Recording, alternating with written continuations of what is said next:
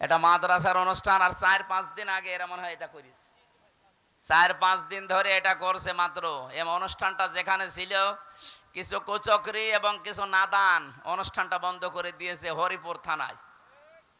এরা জাতীয়তাবাদীর দলের নাম নিয়েছে। আমি ওই লোকটাকে উপরে পৌঁছিয়ে দিয়েছি। আপনি আমারে ঢুকতে দিলেন না, আমার সাথে বিয়াদবি করেননি, আপনি বিয়াদবি করেছেন কোরআনের সাথে। সে যেই হোক, আমি তারেক জিয়া সাহেবের পিএস এর সাথে আর তার বন্ধু গিয়াসাল মামুনের সাথে 3 বছর এক জায়গায় ছিলাম। আমি ওই লোকটার নাম সহ উপরে পাঠিয়েছি, আপনার দল করা বের করে দেবে। উনি কালকে হোয়াটসঅ্যাপে তারেক জিয়াকে জানাবে। ঠাকুরগাঁও জেলা সভাপতি বিএনপির কে আছে আমি জানি না, আমি বলেছি ভাই জেলা সভাপতিকে বলবেন সে যেন এই লোকটারে মাইনাস করে দেয়, এটা দলের জন্য ক্যান্সার। আমরা দল মত নির্বিশেষে বাংলাদেশে শুধু 14 দল বাদ দিয়ে সবাই আমরা মজলুম। এই কথা বলেন না কেন? সেদিন যে ঘটনাটা হয়েছিল ওটা শুধু ওনার দোষ না, উনি এর আগেও মাসখানিক আগে আমার মাহফিলে প্রধান অতিথি ছিল, কোরআনের আয়াত পড়তে গিয়ে অর্থ পাল্টিয়ে ফেলেছে। আমি তাকে বলেছিলাম আপনি সংশোধন করে পড়বেন, যদি না পারেন বাংলায় বলবেন, আরবিতে বলার দরকার নেই। পরে আবার ওইটাই করিস। আমি ওই সময় সংশোধনের জন্য, কারণ কোরআন শরীফ উল্টা পাল্টা পড়লে তার ইমান চলে যায়, কারণ অর্থ পাল্টিয়ে যায়। উনি উল্টা বুঝে আমারে ওই দিন রিয়াক্ট করিস। যাই গোটা মিটে গেছে। আমি বললাম উদ্বুদ্ধ করার জন্য যে আপনি কোরআন শরীফ শুদ্ধ করে পড়েন, কাজ হবে। এটা ওনার আর আমার বিষয়। আর সামসাগিরি করতে যে আপনার জীবনটা আপনি নষ্ট করলেন। কোরআনের বিরুদ্ধে যারা ডাইরেক্ট ইনডাইরেক্ট লেগেছে আল্লাহ একটাকেও ছাড়ে নাই। আমি তো এখন দেখতে পাচ্ছি একটাকেও আল্লাহ ছাড়ে নাই। আর আমি ছোট মানুষ, বয়স কম, ছোট হুজুর, এই কারণে ওরা কিছু মনে করে না। আরে ভাই আমি মানুষ ছোট, আমার হাত অনেক উপরে আছে, আমার আল্লাহর সাথে লাইন আছে।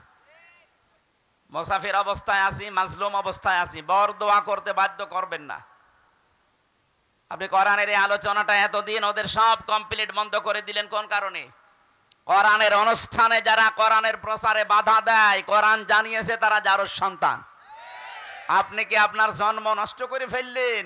আপনার বাবা হয়তো আপনাকে জন্ম দিয়েছিল, কিন্তু কোরআনের পেছনে লেগে নিজের জন্ম এখন বিতর্কিত করে ফেললেন। আমি সত্যিই কিন্তু জানিয়েছে যে কোরআন আমার সামনে।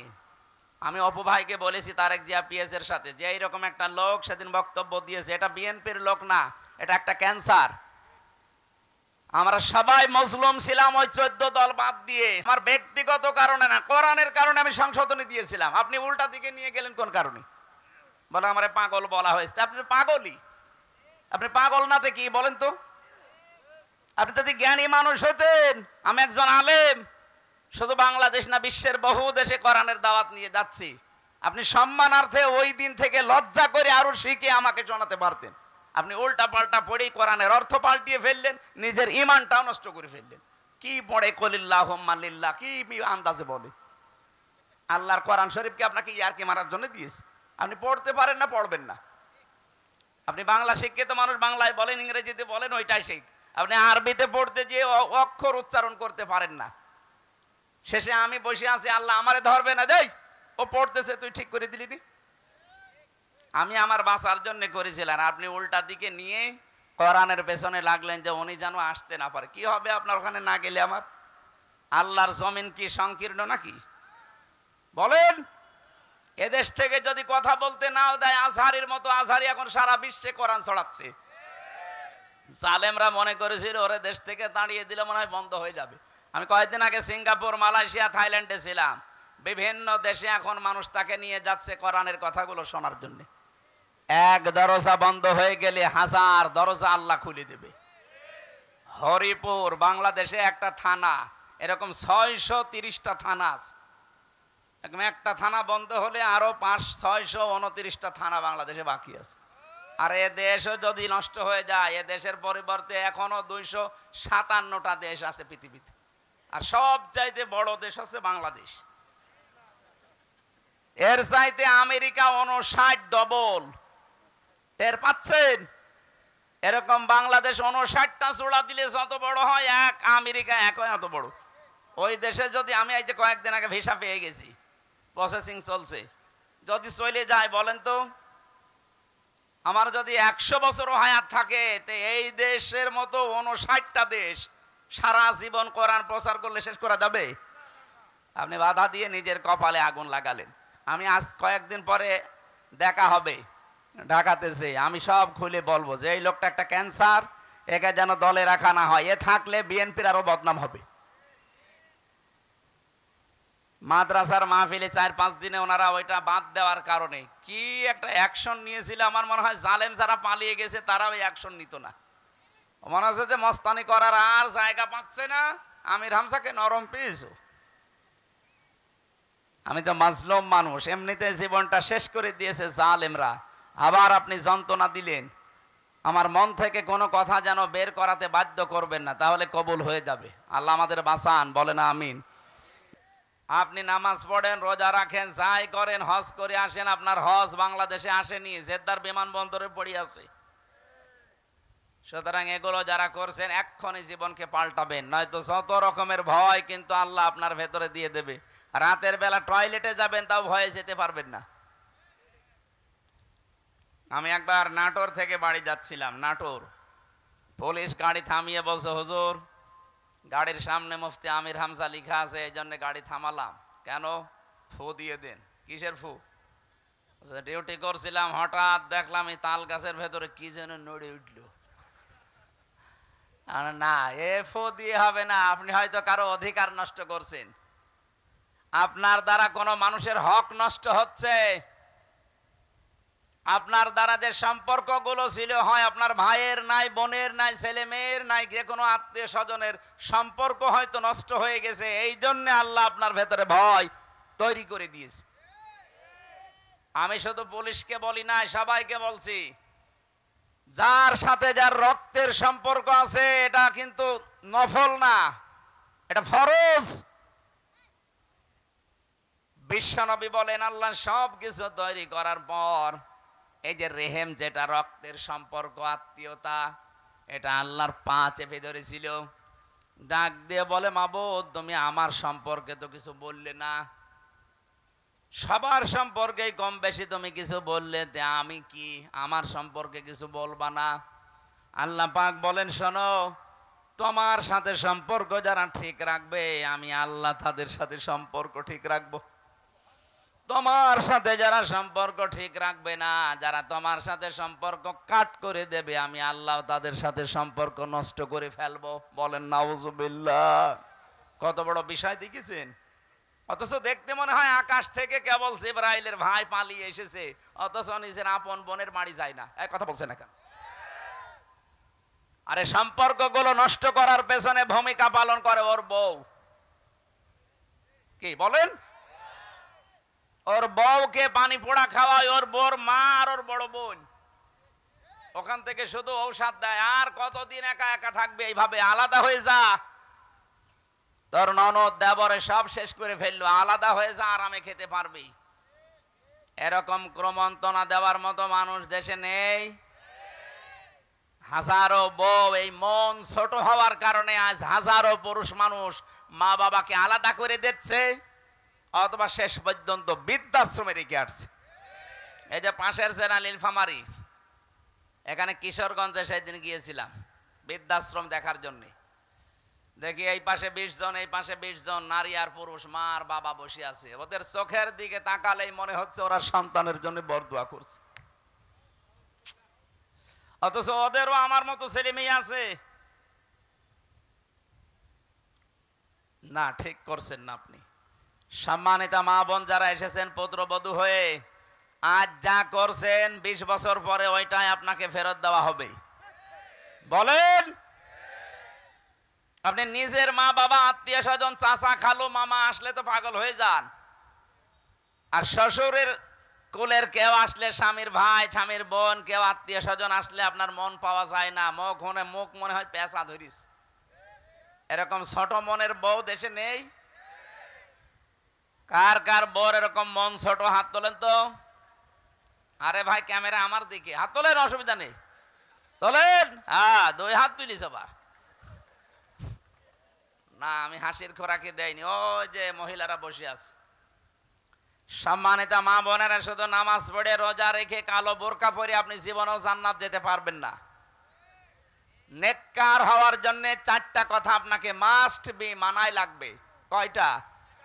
আরো জোরে।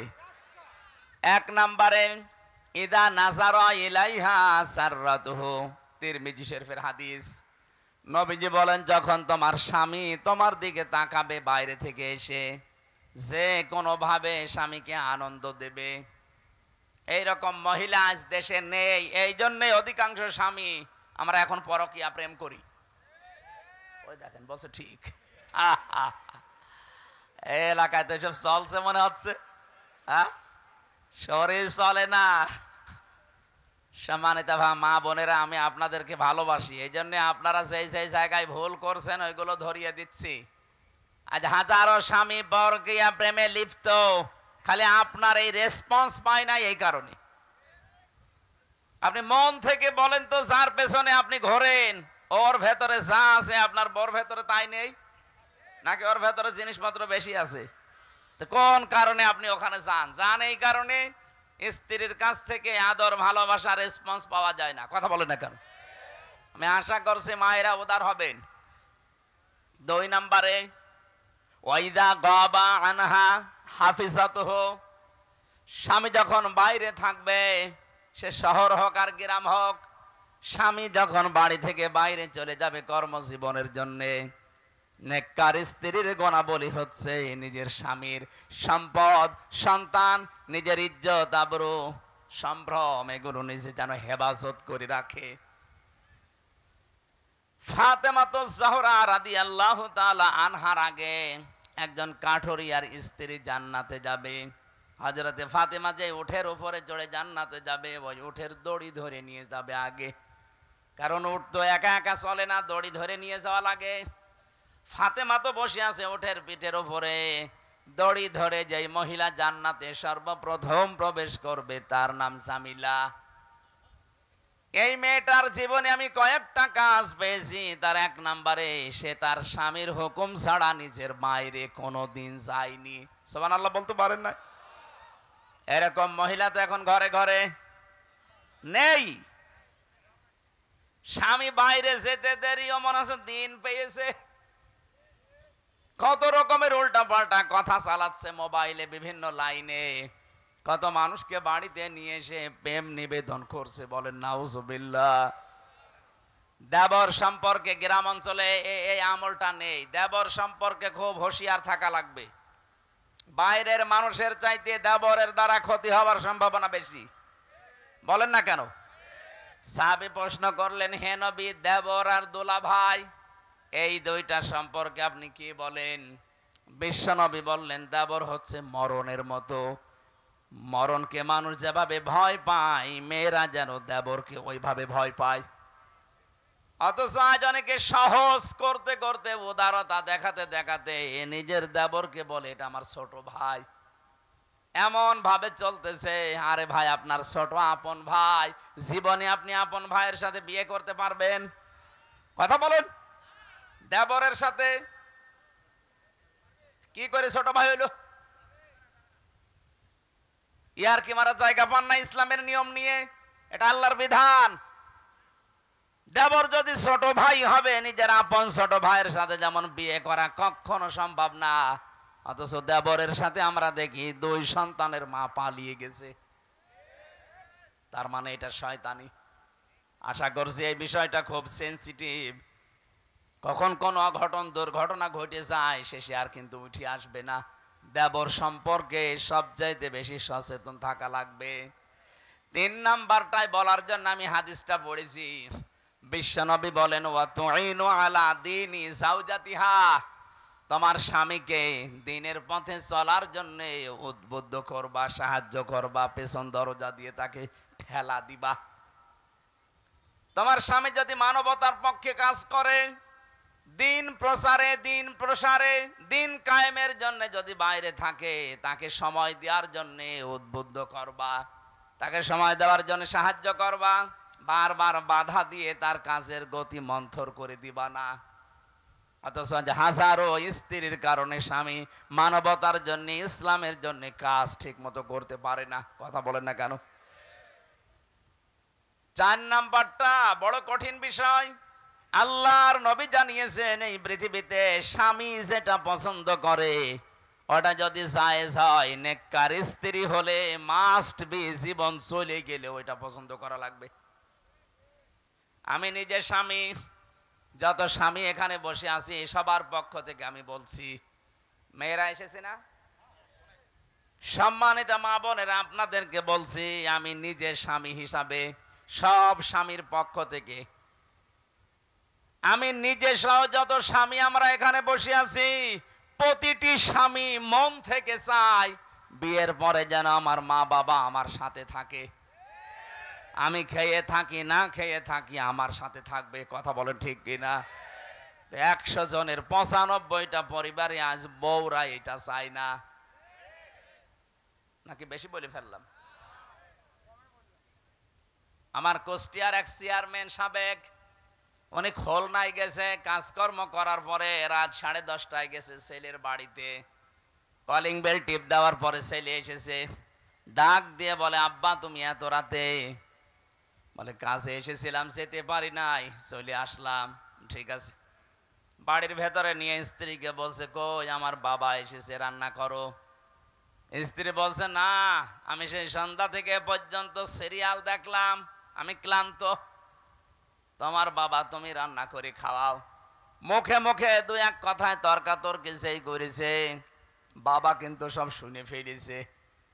বাবা ওপার থেকে ডাক দিয়ে বলছে, আব্দুল্লাহ আমার খাওয়া লাগবে না, তোরা ঘুমিয়ে পড়, আমি খেয়ে এসেছি। ছেলের বাড়ি থেকে খেয়ে যায়, অবস্থায় শুয়ে আছে, পেটে ক্ষুধা, ঘুম আসতেছে না, চিন্তা করছে হোটেল থেকে খাবার নিয়ে এসে খাবার দিয়ে খেতে দেবো কিনা।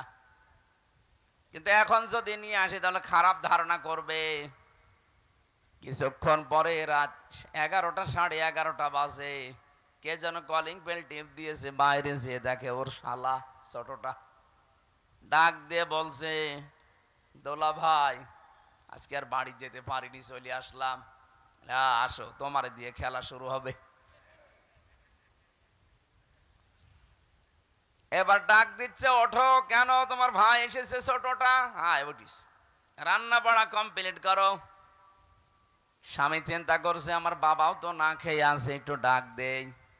যে বলছে, আব্বা তোমার বৌমা রান্না করেছে তোমার জন্য, তুমি খাবা না? বাবা টের পাচ্ছে না, ওখান থেকে সব আবার শুনেছে, বলছে বাবা আমার খাওয়া লাগবে না, আমার পেট ভরায় আছে, তোরা খেয়ে ঘুমিয়ে পড়। সকালবেলা বাবা কিচ্ছু না বলে ব্যাগটা নিয়ে চলে যাচ্ছে। ছেলেটার সামনে গিয়ে দাঁড়িয়ে বলছে, আব্বা তোমার বৌমা রান্না করছে নাস্তা, তুমি খেয়ে যাবা না? বাবা চোখের পানি ফেলে দিয়ে বলে, সন্তান আমি যেদিন তোর ছোট শালা হব ওই দিন খেয়ে যাব। না না, আমি হাসির জন্য বলি না। ও ঠাকুরগাঁওবাসী, আমার যতটুকু বাস্তবতায় জ্ঞান আছে আমি তো দেখতে পাচ্ছি, শুধুমাত্র কুষ্টিয়ার ওই সাবেক চেয়ারম্যান না, এখানে বহু মুরব্বী বসে আছে, তার পুত্র বধূর কাছে ওই রকমই। বলেন কি হয়েছে আপনার? মা বাবাকে খেতে দেব আমি পছন্দ করি, আমি মন থেকে চাই যে আমার মা বাবা আমার সাথে থাকবে, শেষ বয়সের সাথে নাতি নাতক এগুলো নিয়ে তারা আনন্দে থাকবে। আর আপনার এই ছোট মনের কারণে আমার মা বাবার মন থেকে আমি পর্যন্ত সরে গেছি। সম্মানিত মা বোনেরা, কোন কাজে স্বামী খুশি থাকে আপনি তো জানেন না, যেহেতু আমি স্বামী আমি বলে দিচ্ছি, এই ঔষধটা আপনি অ্যাপ্লাই করবেন। যদি সত্যি স্বামীর মন পেতে চান, নিজের মা বাবাকে যেভাবে দেখেন স্বামীর মা বাবাকে ওইভাবে দেখবেন, তার চাইতে বেশি সেবা যত্ন, বেশি কথা শুনবেন, তার সাথে ব্যবহার আচার ভালো করবেন, কসম আল্লাহ, আর মন থেকে স্বামীর ভালোবাসা আপনিও পাবেন। আর যদি এইটা না করেন, হ্যাঁ আপনার সাথে উপরে উপরে হয়তো ভালোবাসা দেখাবে, শুধু সংসার করার জন্যে, 24 ঘন্টা লোকটা শেষ পর্যন্ত মানসিক রোগী হয়ে যাবে। আর এইটা আমার এই দেশে 100টার প্রায় 95টা পরিবারে। কথা বলেন ঠিক কিনা? আশা করছি এই ইঙ্গিত দেওয়ার কারণে মা বোনেরা একটু মেনে চলবেন, আমাদের পরিবারটা মিনি জান্নাত হয়ে যাবে ইনশাআল্লাহ। দল মত জাতি বর্ণ ধর্ম নির্বিশেষে কোরআনের এই অনুষ্ঠানে যারা আজকে এই দিনের বেলায় হাজারো কাজ ছিল, কত গুরুত্বপূর্ণ মানুষ বসে আছে, এদের সব কাজ বাদ দিয়ে কোরআন থেকে কথা শোনার জন্য যারা এসেছেন, এটা ইবাদত চলছে। কি চলছে বলেন তো? বলেন আলহামদুলিল্লাহ। দরুদ আর সালাম পাঠের মাধ্যমে আজকের তেলাওয়াতকৃত আয়াত থেকে মানবীয় কিছু দোষণীয় গুণ আছে, মানুষের ভেতরে কিছু দোষণীয় গুণ আছে, এই গুণগুলো যেন আমাদের ভেতরে না থাকে, এ কথাগুলো আল্লাহ কোরআনে জানিয়েছেন। আমরা এখন অ্যাডভার্টাইজ করব তাফসীর আকারে ইনশাআল্লাহ। জবান খুলে কোরআনের আয়াত আমি সূরা মারিজ থেকে পড়েছি, 19, 20, 21, 22, 23।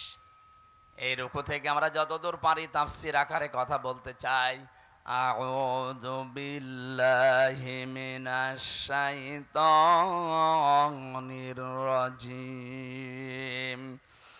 বিসমিল্লাহির রহমানির রহিম। ইন্নাল ইনসানা খুলিকা হালুআ। আল্লাহ পাক বলেন, অবশ্যই আমি মানুষকে অস্থির করে বানিয়েছি। মানুষকে বানানোই হয়েছে অস্থির চিত্র দিয়ে, সব সময় ব্যস্ত মানুষ, এটা মানুষের স্বভাব। তামাম দুনিয়ায় যত মানুষ আল্লাহ পাঠিয়েছে, আদম থেকে শুরু করে আজকের এই দিন পর্যন্ত যে আসতেছে, এখান থেকে কিয়ামত পর্যন্ত যারা আসবে, সবার ভেতরে অস্থিরতা কে দিয়েছেন? এটা মানুষ বানানোর সময় আল্লাহ দিয়ে দিয়েছেন। ইযা মাসসাহু শাররু জাযুআ। এ মানুষ যখন কোনো কষ্ট, বিপদ, মুসিবতে পড়ে তখন হায় হতাশ করে, হতাশা তাকে ঘিরে ধরে, এইটাও মানুষের গুণাবলী, স্বভাব।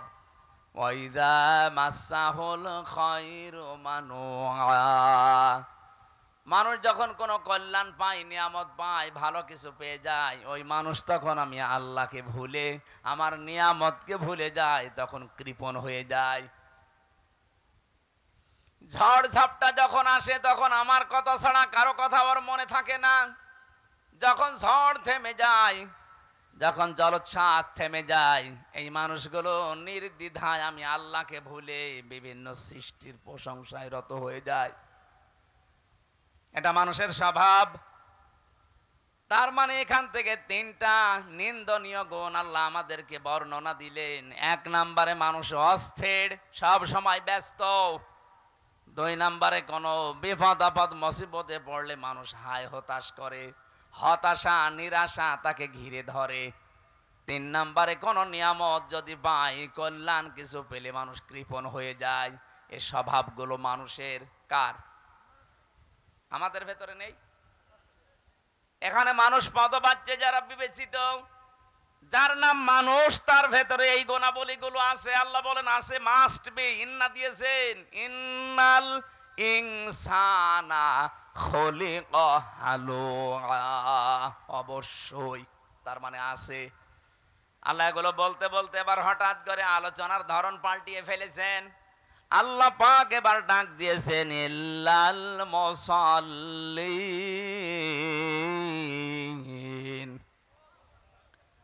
দুনিয়ার মানুষেরা এই গুণগুলো দুনিয়ায় সবার ভেতরে আছে, কিন্তু মুসল্লি যারা, তাদের ভেতরে এই গুণ নেই। কাদের ভেতরে? প্রশ্ন আসতে পারে, আমরা কি মুসল্লি না? আমরা নামাজ পড়ি না? হ্যাঁ, নামাজ পড়ি। এখন নামাজ যারা পড়েন তারা যেহেতু মুসল্লি, কোন নামাজি আল্লাহ এর পরে বর্ণনা দিচ্ছেন, আল্লাযীনা হুম আলা সালাতিহিম দাইমুন। ওই মুসল্লির ভেতরে এই গুণগুলো থাকবে না, যেই মুসল্লি নিয়মিত সদা নামাজ পড়ে। আমরা বাংলাদেশের সাথে দেখবেন যে মানুষগুলো সত্যিই নিয়মিত নামাজি মুসল্লি, আর নামাজের পরে 12টা শিক্ষা আল্লাহর পরবর্তীতে দিতে চেয়েছেন। এই মানুষগুলো যদি এই শিক্ষাগুলো দুনিয়ায় অর্জন করতে পারে, অবশ্যই আমার আল্লাহ তাকে এই নিন্দনীয় এই গুণগুলো থেকে বাঁচিয়ে রাখবেন। জোরে বলেন সুবহানাল্লাহ। এটা আল্লাহর রহমত তার উপরে। আপনি এবার মিলান তো আপনার ভেতরে এগুলো আছে কিনা। আপনি তো নামাজ পড়েন দেখি, আপনি নামাজ পড়েন 5 ওয়াক্তের জায়গায় 6 ওয়াক্ত তাহাজ্জুদ পড়েন, আপনি নফল নামাজ পড়েন, সুন্নাত পড়েন, ওয়াজিব পড়েন। এবার দেখেন আপনার ভেতরে গুণ আছে। আপনি অস্থির সব সময় ব্যস্ত নাকি আপনি? 2 নম্বরে আপনাকে বিপদ আপদ আসলে, মুসিবত আসলে আপনি হায় হতাশ করেন, আপনি অস্থির হয়ে পড়েন, আপনি হতাশা আর মনে হয় এ সূর্য উঠবে না, এরকম করেন নাকি? আমি মুসল্লি দেখেছি আমার জীবনে, আমিরে জামাত ডাক্তার শফিকুর রহমানকে, তিনিও মুসল্লি, আমিও মুসল্লি। মাওলানা মামুনুল হক আমার সাথে ছিল জেলখানায়, তিনিও মুসল্লি। মানুষ হিসাবে আমরা দুইজন এক জায়গায় ছিলাম, উনি ছিলেন 4 তলায়, আমরা ছিলাম 2 তলায়। আমরা দুইজনের ভেতরে 3টা বছরে বহু হতাশা চলে এসেছিল মানুষ হিসাবে। ওই লোকটাও তো মুসল্লি, অন্য তো আমাদের মতো নামাজ পড়ে, কিন্তু আল্লাহ মুসল্লির যে গুণাবলী দিচ্ছেন, যারা মুসল্লি এই মানুষগুলোকে হতাশা ঘিরে ধরতে পারে না, তারা অস্থির চিত্ত হয় না, তারা নিয়ামত পেলে কৃপণ হয়ে যায় না। এত বড় বড় বিপদ তার মাথার উপরে গেছে, কোনোদিন আমি তাকে অস্থির দেখিনি, সব সময় শান্ত নির্মল চিত্ত নিয়ে চলাফেরা করে।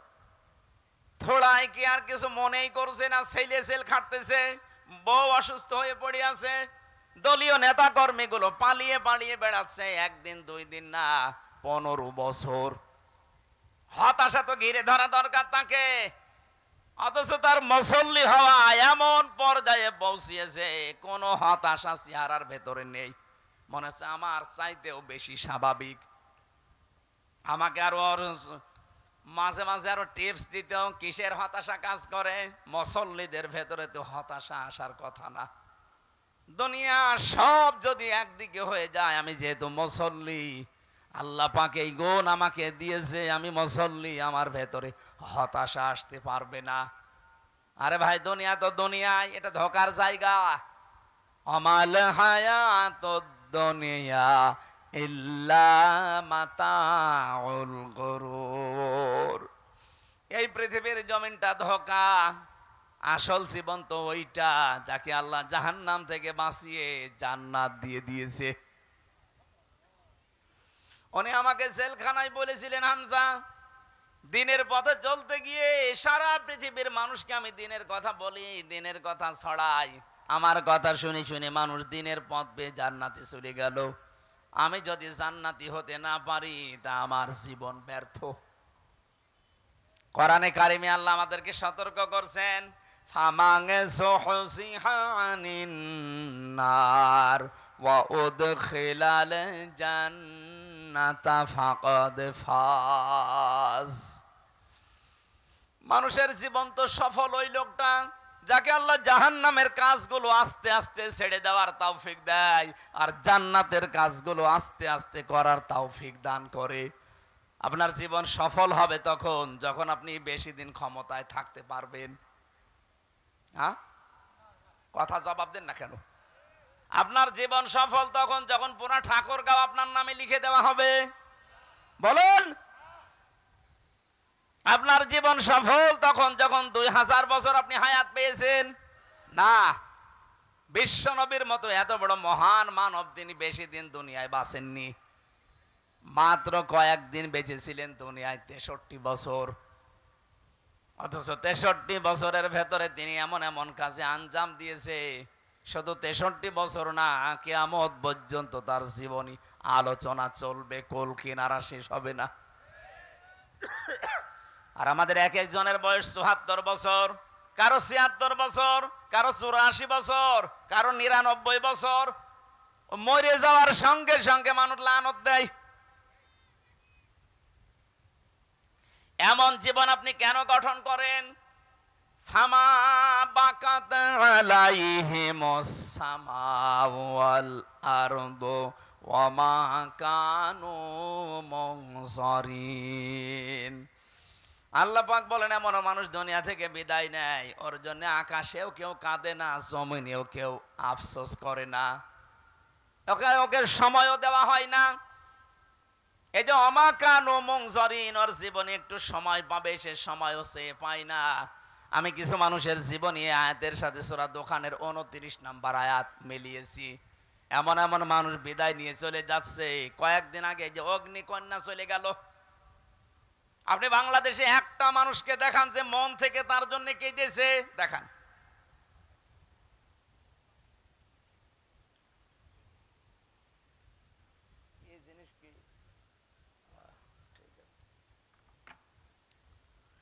আমাদের উচিত হচ্ছে এমন জীবন তৈরি করা যে জীবনে আসার সময় আমাকে দেখে মানুষ হেসেছিল, কিন্তু যাওয়ার সময় আমাকে দেখলে মানুষ যেন কান্দে। মানুষের ভেতরে এই সমস্ত গুণাবলীগুলো আল্লাহ দিয়েছেন, কিন্তু মুসল্লিরা এই গুণ থেকে, এই নিন্দনীয় দোষণীয় গুণ থেকে মুক্ত থাকবে। তার মানে আমরা এখনো মুক্ত হতে পারিনি, আমরা কাঙ্ক্ষিত মানের মুসল্লি না, আমরা আন্দাজে নামাজ পড়ছি।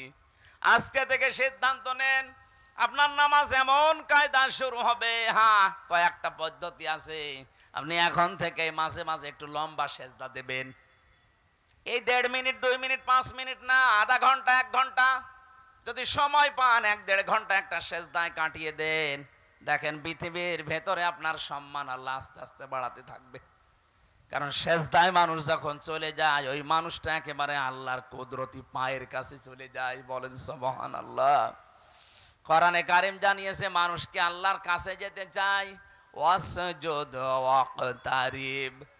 মানুষ যদি সত্যি সেজদা দেয়, ওই সেজদার মাঝে মানুষ যেন আল্লাহর নিকটবর্তী হয়ে যায়।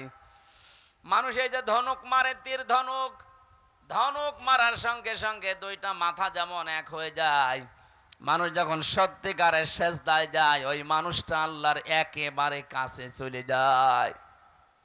আমাদের উচিত হচ্ছে সেজদার মাধ্যমে আল্লাহর কাছে যাওয়া। কোন মুসল্লিদের ভেতরে দোষণীয় নিন্দনীয় গুণ থাকবে না? আল্লাযীনা হুম আলা সলাতিহিম দায়িমুন। পৃথিবীর ময়দানে যারা নির্ধারিত সময়ে সদা নামাজের ভেতরে থাকে, তার মানে 5 ওয়াক্তের জায়গায় 2 ওয়াক্ত পড়ে, 3 ওয়াক্ত পড়ে না, এরকম না। আয়াতের তাফসিরে আমি আর একটা কাহিনী পড়েছি। বিশ্বনবী জানিয়েছেন, কোন মানুষ যদি নিয়মিত কোন আমল করতে থাকে, আমলটা যত ছোট হোক, ওটা আল্লাহর কাছে সবচাইতে দামি। এই জন্য 5 ওয়াক্ত নামাজ আপনি মাঝে মাঝে পড়বেন, মাঝে মাঝে বাদ দেবেন না। নির্ধারিত করে নেন, যেটা আপনার জীবনে মাস্ট বি একটা কাজ। কোন মানুষ যখন ফরজ নামাজের সেজদা বাদ দিয়ে দেয়, তখন আল্লাহ বলেন ওর দায়িত্ব আমি ছেড়ে দেই। বলেন নাউজুবিল্লাহ। আমি মুসলমানদের কাছে বিশেষ করে নামাজের কথা বলি না। এই ফ্যানটা একটু ঘুরিয়ে দেন এদিকে, ডানের দিকে। ঠিক আছে। কেন? কারণ মুসলমান দাবি করে যদিও নামাজ না পড়ে, তো কিসের মুসলমান বলেন? মান তারাকা সলাতান মুতাআম্মিদান ফাকাদ কাফারা। বিশ্ব নবী জানিয়েছেন, যে লোকটা ইচ্ছা করে নামাজ ছেড়ে দিয়েছে, ও কাফের হয়ে গেছে।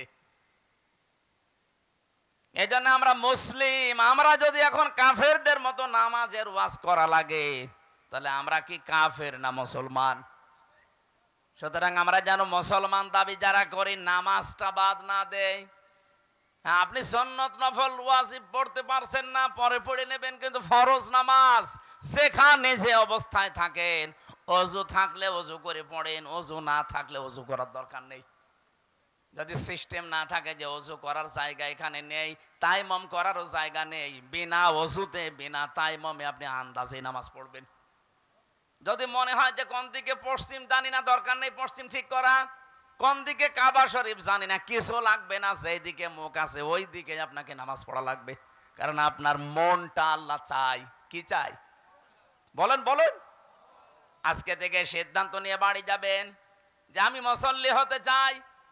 জীবন একেবারে চলে যাক। হযরত ওমরের উপরে আল্লাহ এমনি খুশি হয়ে আয়াত নাজিল করেছেন কোরআনে, এমনি না। উনি যখন মারা যাচ্ছিলেন, এই যে চাকু মেরেছিল, ওনাকে ছুরি মেরেছিল, নাড়ি ভড়ি বের হয়ে গেছে। এরপরও যখন জ্ঞান ফিরেছে, জ্ঞান ফেরার সঙ্গে সঙ্গে জানিয়েছে সাহাবীরা, আমার নেতৃত্বে যে ফজরের নামাজ হচ্ছিল, 1 রাকাত হয়েছিল, বাকি 1 রাকাত নামাজের খবর কি? সুবহানাল্লাহ বলতে পারেন নাই? জীবন মরণ নিয়ে যেখানে টানাটানি, সেখানেও নামাজ বাদ দেননি। অথচ অনেক মহিলা আছে মুরগিকে হাঁসকে খাবার দিতে দিতে উনি মাগরিবের নামাজ নষ্ট করে ফেলিস। সম্মানিত মা বোনেরা, সাবধান থাকবেন। মেয়েদের সন্তান যখন দুনিয়ায় আসে, প্রথমে কিন্তু রক্ত না, পানি দেখা যায়। এই পানিটা আসার পরে যদি কোনো মহিলার নামাজের সময় হয়ে যায়, তোলার ভেতরে সন্তানের মাথা বিছিয়ে দিয়ে ওই মহিলাকে বলো নামাজ পড়তে। কত বড় গুরুত্বপূর্ণ বিধান আপনি লক্ষ্য করেছেন। মুসা নবীর জামানায় একবার একজন কামার এই যে লোহা পিটিয়ে সোজা করে, হযরতে মুসা ডাক দিয়ে বলে, রব্বুল আলামিন আমার সাথে জান্নাতে সাথী হবে এরকম একজন মানুষকে তুমি দেখাও। আল্লাহ বলেন যে বাজারে লোহা পিটিয়ে সোজা করে কামার, ওই কামার তোমার সাথে জান্নাতে যাবে। হযরতে মুসা বলে, আল্লাহ তুমি আর লোক পেলে না, একটা কামারের নাম বললে, কি করে সে এমন? আল্লাহ তাআলা বলেন, যাও দেখো তার কর্মজীবনটা লক্ষ্য করো। বাজারে গেলেন, দেখলেন একেবারে এক কোনায় এই ঠাকুরগাঁও হরিপুরের বাজারে বা পীরগঞ্জের বাজারের একেবারে এক কোনাতে হাপড় টানছে, লোহা সোজা করছে, মগুর তোলে লোহার উপরে মারে। এভাবে যখন একটা মারে লম্বা হয়, আবার উপরে তোলে মারে লম্বা হয়। আমাদের জামানায় যেমন আজান হলে জানি নামাজের সময় হয়ে গেছে, মুসা নবীর জামানায় এক ওয়াক্ত নামাজ ফরজ ছিল। হয়তো নামাজের সিস্টেম ওই জামানায় একটা ছিল। যখনই নামাজের সময় হয়ে গেছে, সঙ্গে সঙ্গে এই মগুরটা লোহার উপরে না পিটিয়ে পেছন দিক থেকে ফেলে দিয়ে নামাজে দাঁড়িয়েছে। হযরতে মুসা বলে, রব্বুল আলামিন আমি বুঝতে পেরেছি তুমি কেন সুসংবাদ দিয়েছো। এ লোকটা মগুর দিয়ে লোহা পিটিয়ে তারপরে নামাজে যেতে পারতো, পেছন দিক দিয়ে ফেলে দিয়ে ও নামাজে দাঁড়িয়েছে। তোমার বিধান যে এত গুরুত্ব দিতে পারে, তাকে তুমি সুসংবাদ না দিয়ে পারো না। আমাদের জীবনে কিন্তু এখন আমরা কিছু পাইনি। সাবধান, মুসল্লি হওয়া লাগবে, নয়তো এই দর্শনীয় নিন্দনীয় গুণ থেকে মুক্ত হওয়া সম্ভব না। শুধু সুন্দর পোশাক পরলে, শরীরকে পবিত্র পরিষ্কার পরিচ্ছন্ন রাখলে আপনি মুসল্লি হতে পারবেন না। মুসল্লি হওয়া লাগবে আপনাকে নিয়মিত। আজ কত কিছু আমরা চেহারার ভেতরে মাখতে থাকি, চেহারা যেন ঠিক থাকে। এ পৃথিবীতে নারী পুরুষের জন্য সবচাইতে উত্তম মেডিসিন হচ্ছে অজুর পানি। যার শরীরে অজুর পানি লাগে না, কিয়ামতে ওই অঙ্গগুলো কালো কৃষ্ণ হয়ে যাবে। যাদের শরীরের ভেতরে অজুর পানিগুলো স্পর্শ হয়, ধৌত হয়ে যায়, নবীজি বলেন কিয়ামতে এই জায়গাগুলো চমক দিতে থাকবে। এজন্য ওযু করার সময় যতদূর পারেন এই হাতটা ধুয়ে নেবেন। হযরতে আবু হুরায়রা হাদিসটা শোনার পরে তিনি বলেছিলেন, আমি বগল পর্যন্ত ধুয়ে ফেলতাম। কারণ নবীজির মুখে শুনেছি, দুনিয়াতে যাদের নামাজের সময় ওযু করার জায়গাগুলো পানি দিয়ে ভিজবে, ওই জায়গায় চমক দেবে। আমার বগল পর্যন্ত আমি ধুয়ে নিয়েছি, কিয়ামতে আমার পুরা শরীরটাই চমকাবে। আমাকে তো দেখে নবীর উম্মত মনে করা লাগবে, সেটার এটা উত্তম মাধ্যম। আমাকে দেখে যদি মনে করে যে নবী হ্যাঁ এটা আমার উম্মত, কি দেখবে? ফেরেশতা পর্যন্ত যখন মরণের ঘরে মানুষ আছাড় দিয়ে পড়ে যায় বিছানায়, ফেরেশতারা এসে তার চেহারার ভেতরে নামাজের চিহ্নগুলো দেখতে পায়। সূরা নাহলের 32 নম্বর আয়াতে আল্লাহ দলিল দিয়েছেন, আল্লাযীনা তাতাওয়াফাহুমুল মালাইকাতু তাইয়্যিবিনা ইয়াকুলুনা সালামুন আলাইকুম উদখুলুল জান্নাতা বিমা কুনতুম তা'মালুন। বলেন আল্লাহু আকবার। ফেরেশতারা যখন আসবে মরণের বিছানায়, দেখবে আপনি পড়ে আছেন, আছাড় খেয়ে পড়ে আছেন। আল্লাহ বলেন তাইয়্যিবিনা, এই তাইয়্যিব মানে শুধু পোশাকের পবিত্রতা না, এই তাইয়্যিব মানে শুধু দেহের পবিত্রতা না। পোশাক আর দেহ তো পবিত্র করবেন, আপনার চিন্তা চেতনা আকীদা, আপনার কর্মজীবন, প্র্যাকটিক্যাল লাইফ, আপনার অর্থনীতি, সমাজনীতি, পরিবার নীতি, এগুলো সব থাকে পবিত্র, শিরক কুফর বেদাত থেকে মুক্ত। এরকম একটা পবিত্র জীবন যখন ফেরেশতারা দেখবে, বলবে সালাম, শান্তি বর্ষিত হোক আল্লাহর বান্দা তোমার উপরে, উদখুলুল জান্নাহ, ওই জান্নাতে প্রবেশ করো, বিমা কুনতুম তামালুন, যেটা দুনিয়ায় করেছিলে তার প্রতিদান। সুতরাং আমরা মানুষ যেহেতু আজকে থেকে এমন মুসল্লি হওয়ার চেষ্টা চালাবো, এই দর্শনীয় নিন্দনীয় গুণ যেন আমার আস্তে আস্তে আল্লাহ দূর করে দেয়। বলেন আমিন। আল্লাহ এরপরে দিয়েছেন ওই মানুষগুলোর চরিত্র এমন হবে, ওয়াল্লাযীনা ফি আমওয়ালিহিম হাক্কুম মা'লুম লিস-সাইলি ওয়াল মাহরুম। ওদের সম্পদের ভেতরে গরিবদের হক থাকবে। এই যে দান, সাদকা, যাকাত, ফিতরা, এককালীন দানের মাধ্যমে আপনি যেগুলো দিতে থাকেন, এগুলো আপনি নামাজি, আল্লাহর পছন্দনীয় যে সমস্ত গুণগুলো আছে তার ভেতরে অন্যতম এটা। যদি করতে পারেন মনে করবেন আমি আল্লাহর পছন্দের তালিকায় যাচ্ছি। আর যদি সম্পদের প্রতি মায়া মহব্বত বেশি হয়ে যায়, আপনি নামাজও পড়েন কিন্তু সম্পদের যে হক আদায় করেন না, আপনার সম্পদের দান নেই, সাদকা নেই, যাকাত নেই, এককালীন দান এগুলোও নেই, বুঝবেন আপনি আল্লাহর নামাজ আদায় করলে, রোজা আদায় করলেও কাঙ্ক্ষিত মানের মুমিন নামাজি হতে পারেননি। এরকম মানুষ দেশে নেই। ও ঠাকুরগাঁওবাসী, বড় দরদ নিয়ে কথাগুলো বলছি। আমি নিজে মানতে চাই আগে এই কথাটা, আমি আল্লাহর কাছে পছন্দনীয় হতে চাই, আমি আল্লাহর কাছে পছন্দনীয় হতে চাই। তাহলে বুঝবেন আমার সম্পদের চাইতে আমার আল্লাহর বিধানের প্রতি গুরুত্ব আমার বাড়বে। আমার সম্পদে আজ কত মানুষের হক আছে? আমার গোলার ভেতরে যে 5 মণ 10 মণ 20 মণ ধান আছে, ওই 20 মণ ধান শুধু আমার জন্য না, ওর ভেতরে অনেক পশু পাখির খাবার আছে, অনেক গরিবের খাবার আছে। আল্লাহ আমার আমানতে রেখেছে, এগুলো তাদেরকে বিলিয়ে দেওয়ার জন্য। কথা বুঝতেছেন? কিন্তু এই কাজগুলো আজ হাজারো মানুষ দুনিয়াতে আমরা দেখতে পাই, এই মানুষগুলো সম্পদের এই মায়া মহব্বত আল্লাহর বিধানের তুলনায় এদের বেশি তৈরি হয়ে গেছে। এই জন্য আল্লাহ ওর চরিত্র থেকে এই নিন্দনীয় দোষণীয় গুণগুলো দূর করে দেয় না। বলেন নাউজুবিল্লাহ। এখানে যারা আমরা বসে আছি আমি সহ, 200 বছর পরে যদি আমার এই 2 তলা বাড়ি, যেটা এই বাড়িতে যদি 200 বছর পরে আমি এখানে আসি, এই যে বাড়ি দেখতে পাচ্ছেন এটা, 200 বছর পরে এই বাড়িতে যদি আপনি আসেন, এখানে হয়তো আপনার ছেলে নাতি ছেলে থাকবে না, তার ছেলের ছেলে থাকবে। আপনার ছবিও যদি টাঙানো থাকে, 200 বছর পরে 3টা জেনারেশন পার হয়ে এই বাড়িতে যারা বাস করবে, বলেন তো 200 বছর পরে এখানে আসলে বাড়িতে আপনাকে উঠতে দেবে? কি করছেন আপনি বলেন? আপনার সম্পদে যাদের হক আছে হকগুলো আদায় করে যান। এখানে দান করা লাগবে, সম্পদ সাদকা দেওয়া লাগবে, এর ভেতরে যাকাত আছে, আপনি দিতে চান না, জরিমানা মনে হয় আপনার কাছে। কিয়ামতে এই সম্পদগুলো যখন আল্লাহ আগুনের পাত বানাবে জাহান্নামে দিয়ে, সাপ বানিয়ে আপনাকে সবল দেবে আর বলবে আনা মাল, আমি তোর সেই সম্পদ।